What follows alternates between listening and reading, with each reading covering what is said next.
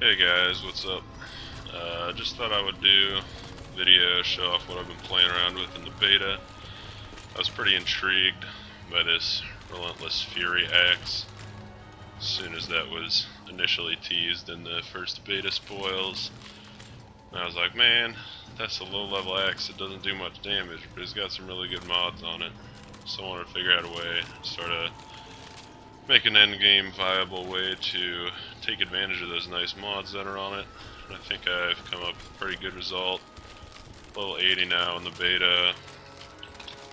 Only took, 1 day, 16 hours to get there. And quite a few of those hours were just spent with PoE minimized while I was playing Dota with friends or whatever. Apologize, my voice is a little messed up right now. I was real sick over the weekend, got some tonsillitis. Taking some meds for that right now, so my voice is pretty messed up, but with the wipe coming up, figured I better record a video. So, call the character Relentless Reaver, because we're a Reave character. We're using this Relentless Fury axe. So the whole basis of the build is the fact that Reave only works with claws, daggers, and one-handed swords. Doesn't work with axes, which means if you use an axe or any other one-handed that's not compatible with Reave in one hand, and you use a one-handed that is compatible with Reave in the other hand, as you can see here, you'll just Reave with the Reave compatible weapon over and over. So, you only need to actually get one good weapon, and the other is basically a stat stick that you're using in place of a shield, in this case for a lot more offensive bonuses. So you get all the bonuses like the attack speed and damage, the standard dual wielding bonuses, even though you're only actually using one weapon. And take a quick look at this Relentless Fury axe here. So it's got 3% life leech on it, which is nice for us running a claw build. I suppose you could do this with daggers also. I wanted to try out claws because claws are pretty darn strong in the beta now. So that life leech is good. We'll look at the passive tree more in a bit, but we are running Volpact, so we've got a lot of life steal. Then it's got Culling Strike, which is a global mod, so that applies to any hits even if it's not with this weapon, and it actually even applies to spells as well, if you're interested in that. So we basically get a free extra link Culling Strike in our setup. And then this axe gives Onslaught for 3 seconds on Culling Strike. Onslaught is an old mod that's on a couple of pieces of gear now, and basically it gives you 20% movement speed and 20% attack speed. So yeah, we're culling stuff all the time, and we're constantly getting that bonus 20% movement attack speed, and we're basically chill immune all the time because that last mod is cannot be chilled while you have Onslaught. So that's really nice for high cold damage mobs, and it's really nice for maps with chilled ground, which are typically pretty annoying, but with this, you're basically chill immune all the time, so you don't have to worry about it. My gear's pretty mediocre overall here. I don't even have capped light resist and merciless. Fire and cold are capped, so we're doing okay, and lightning's like 60, I think. So, our main skill here, obviously, is Reave. Managed to get a 5 link. We're running Reave, Melee Fizz, Fortify, Increased Crit Damage, Multi-Strike. You could run Power Charge on crit there if you want. We don't have any extra power charges, and this build does have some crit. We're up to a decent crit chance now, I think like 30% without power charges, 35%. So that'd go up quite a bit even with just the 3 base power charges. I intended to run Herald of Thunder with Curse on Hit and Assassin's Mark with this build.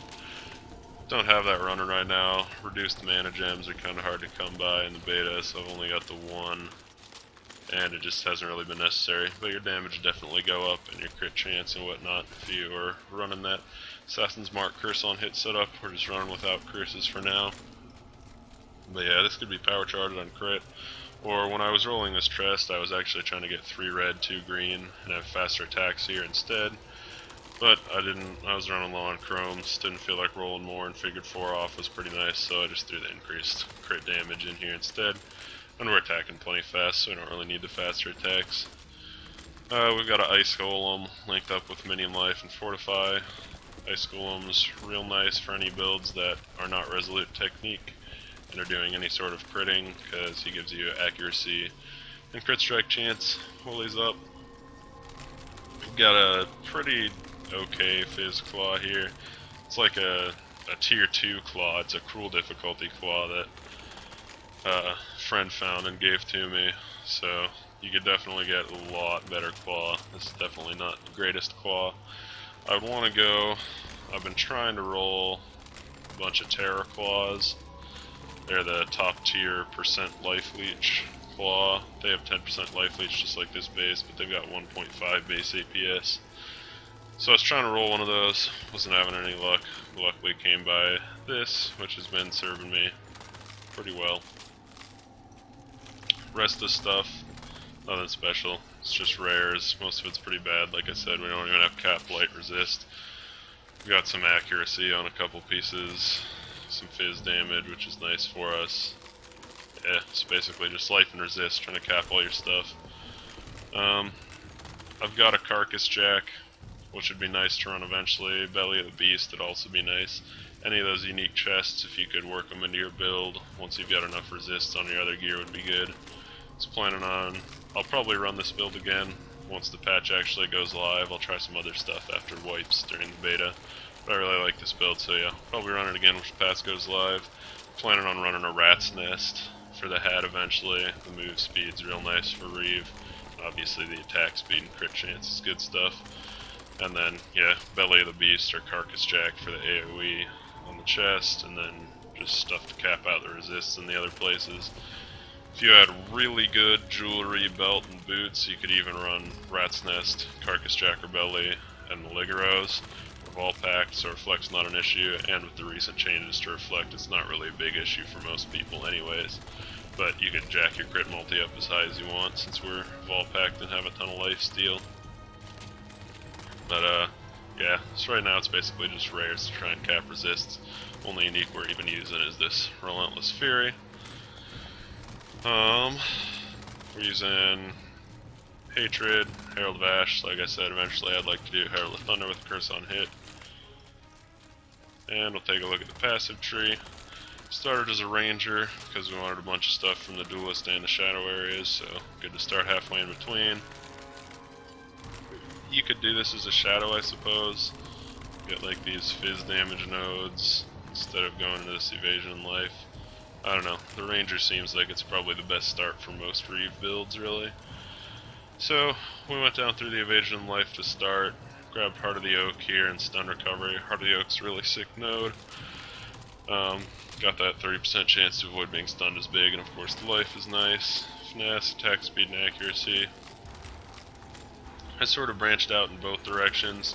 Passive tree changed quite a bit from what it originally was. I originally was fooling around with some other sort of janky stuff with the dual wielding down here. But in the end ended up going out of that and just speccing into some more of these like physical damage nodes in here. Ended up giving me a lot more DPS and just being better. Like I said, we're level 80 right now. In normal, we took life from Oak. In Cruel, we took attack speed from Creighton. And in Merciless, we took Frenzy Charge from Creighton. Got all 3 Frenzy Charges on the tree. And with the one from Creighton, we're running 7 Frenzy Charges. We run Blood Rage with this build, obviously. You do that with most Vol-packed Frenzy Charge builds. So we went and grabbed the life through here, Frenzy Charge. All the crit stuff was like the last things I allocated. So we skipped this crit, went up here. I was going to see if I could get away without it, but eventually ended up sticking this point into Acrobatics. It's a level more, probably get these Acrobatics improvement, face Acrobatics. Obviously those are good, but at level 80 there were just other things that I prioritized higher.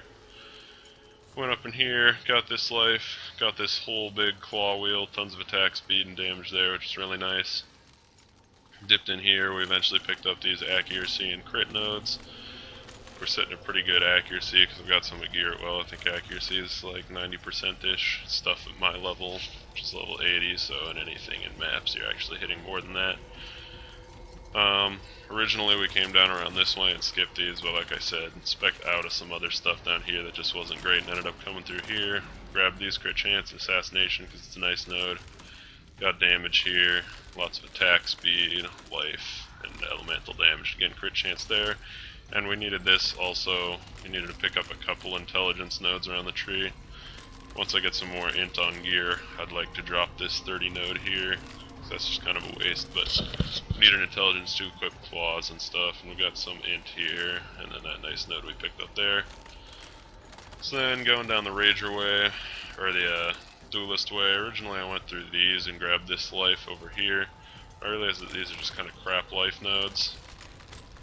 And the attack and move speed here was nice, but again, just found some other nodes that were a little more efficient, so I ended up just cutting right over this way, grabbing this life. We got that sick dual wield crit chance wheel.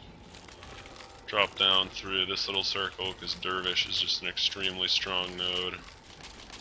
Got some damage attack speed there and stuff, and dropped down for our last frenzy charge. Popped over here and grabbed Vault Pack. Got an easy, not using any jewels right now, but got an easy 1 point jewel we could pick up there if we actually found a nice jewel. I just didn't find any nice jewels yet in the beta, and then we went up to this high on life wheel to fill out our life. Sitting around 3800 life, even with our current gear, which has pretty bad life rolls on it, and I have like 0 life on jewelry, we would be over 4k just by allocating these nodes. If we had better life on gear right now, we'd be over 4k with the passive tree as it is, and that's plenty of life really for softcore anyways. Yeah, going forward, I'll round out the Scion life wheel, and probably grab these last couple of crit things here and maybe head for this power charge. I don't know. Finish these acrobatics off. But the build's pretty solid at level 80 right now, I feel. Haven't really been struggling too much with anything. And like I said, we're also using Blood Rage, and then we got Whirling Blades for getting around quickly when we need to. And of course, I don't know where the heck it's socketed, but we've got Vol Reave. You can just check the wiki if you want to learn how Reave and Vol Reave work together. So we'll just run some random white map here to show it off. Overgrown Shrine map, level 71 map. Let's see how we do. So we don't use Whirling Blades a ton because we want to maintain our Reave stacks after we all Reave up. Turn on Blood Rage here, so we got our Frenzy charges going. Start swinging. Massive pack of magic guys right here up the bag. Our life kind of spikes sometimes, but that's to be expected. We have no real defenses other than evasion, but our ult attack just shoots it right back up. Got an okay crit chance. Even with the minion life and fortified, Ghoul has quite a rough time staying alive, but pop him up. Rock our vault back, so you get Vol Reave, so you get some pretty nuts AoE on Reave. And you can see we chop through stuff pretty quick. We pretty much always maintain our onslaught there for the culling strike until this little axe one is. It's the onslaught from our axe, so we're always attacking and moving fast. Shield immune also for that is an issue. I'm not probably gonna bother picking up much here, or even if like all drops or anything, I probably won't bother picking it up because I think there's gonna be a wipe tomorrow. A lot of people are saying probably for a wipe.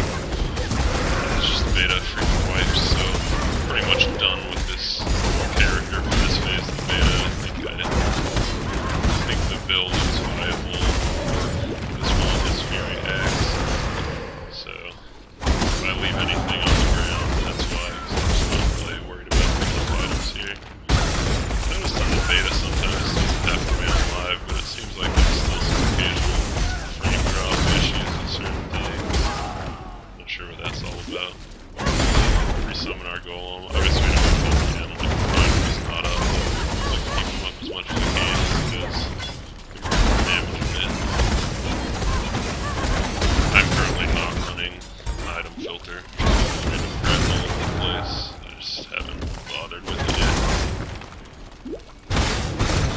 So obviously with our gear isn't very good, our weapon really is not very good, so our clear speed isn't tremendous, but it's definitely good enough, and I don't think it's a fault of the build, it's just how scalable. Better gear obviously like most attack based builds do.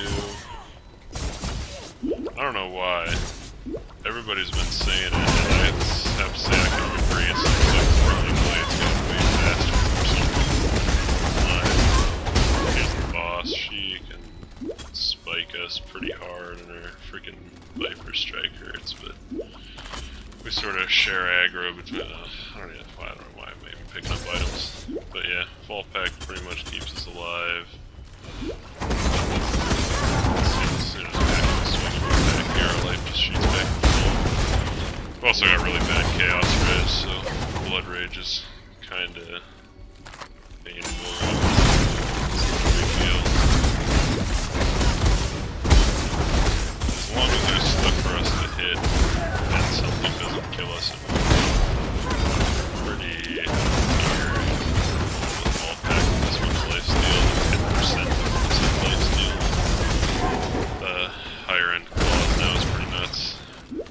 And if you wanted to run this as a life on hit, you could as well. Like hit on claw bases with also buff, and there's now like high level bases that have life on hit. In live, currently, claws all just sort of switch off life on hit and move to lifesteal at some point, which isn't great because obviously for like an Ellie claw build, you want some life on hit.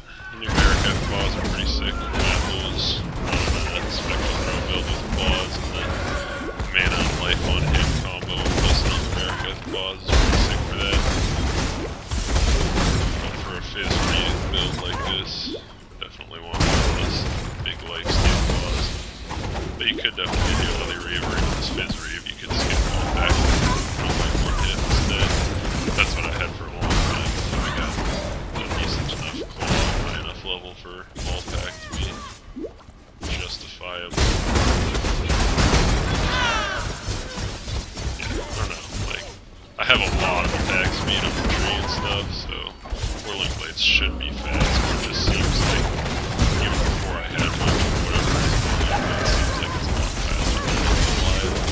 I know a lot of other people feel it that way as well, so I don't know if they actually change something.